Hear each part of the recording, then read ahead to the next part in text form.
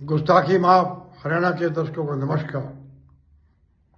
आज हरियाणा सरकार की तरफ से गुड गवर्नेंस दिवस मनाया गया। ये दिवस पूर्व प्राइम मिनिस्टर वाजपेयी की यादगार में मनाया गया। गुड़गांव यूनिवर्सिटी जो कि नियुक्तियों को लेकर विवादों में है, जब से बनी तब से लेकर अब तक, में मुख्यमंत्री नायब सिंह सैनी ने एक समारोह की अध्यक्षता की। गुड गवर्नेंस डे और लोगों को पुरस्कार भी दिए। पहली बात तो यूनिवर्सिटी का वेन्यू का चयन ही बड़ा विवादास्पद है। जो यूनिवर्सिटी नौकरियां देने के मामले में पंजाब एवं हरियाणा हाईकोर्ट के अवमानना के मामले में सामना कर रही है, वहां पे गुड गवर्नेंस डे मनाए जाने का क्या संदेश है? अब चर्चा करते हैं अटल बिहारी वाजपेयी की। तो हम पढ़ को बता दें कि 96 में हबीबा बंसीलाल के नेतृत्व वाली हरियाणा विकास पार्टी और भाजपा की गठबंधन सरकार बनी थी बंसीलाल के नेतृत्व में, और 3 साल बाद ही भाजपा के नेताओं ने और कुछ हबीबा के बागियों ने वो सरकार गिरा दी थी। बड़ी शर्म की बात है, जब वो सरकार गिराई गई उस टाइम कारगिल की लड़ाई हो रही थी।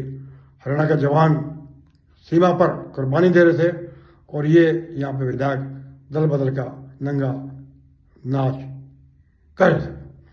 उन्हें बंसीलाल सरकार गिराने में अब जो केंद्रीय मंत्री हैं मनोहर लाल, जो उस टाइम सेंट्रल सचिव थे, मंत्री राव नरबीर सिंह और मंत्री रामविलास शर्मा की तिगड़ी की भूमिका रही।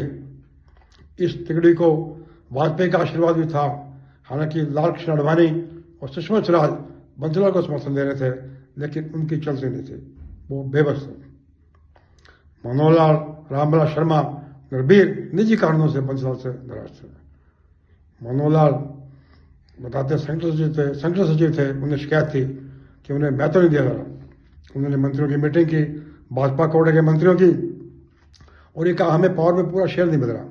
तो वो बंसीलाल से मिले तो मनोहर लाल जी ने कहा सरकार और आरटी में समन्वय में कोऑर्डिनेशन नहीं है। तो बंसीलाल ने पूछा आप कौन हो? कहने लगे मैं सेंट्रल सचिव हूँ भाजपा का। तो बंसीलाल बोले भाई फिर आप मेरी पार्टी के जो सेंट्रल सचिव हैं उनसे बात करो, मुझसे क्या बात करो? जो मेरी पार्टी के सेंट्रल सचिव हैं, आप अपनी पार्टी के सेंट्रल सचिव हो, उनसे बात करो।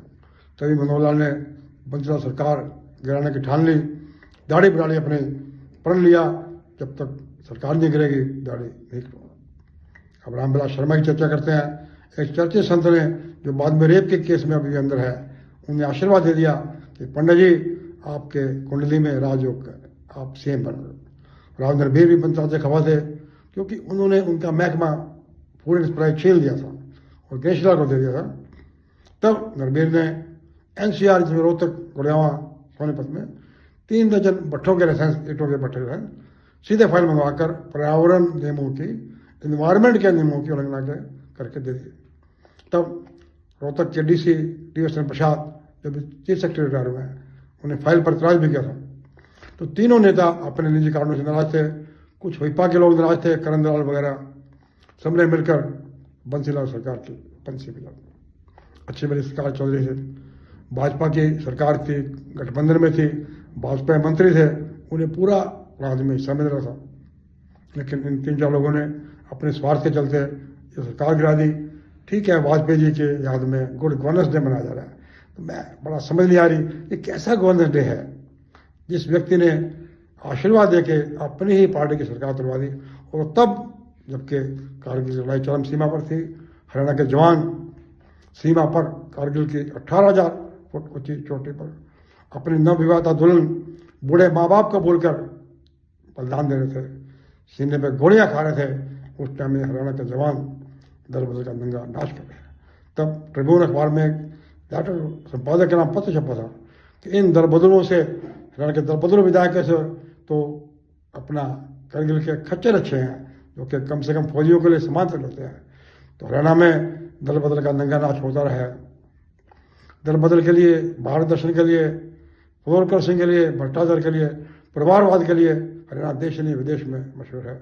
यहाँ पे भजनलाल जी ने 80 में जब इंदिरा गांधी लोकसभा के चुनाव के बाद सत्ता में आ गई थी कांग्रेस, पूरी की पूरी जनता सरकार कांग्रेस से बदल दी। भजनलाल को दल बदल का पीएचडी कहा जाता है।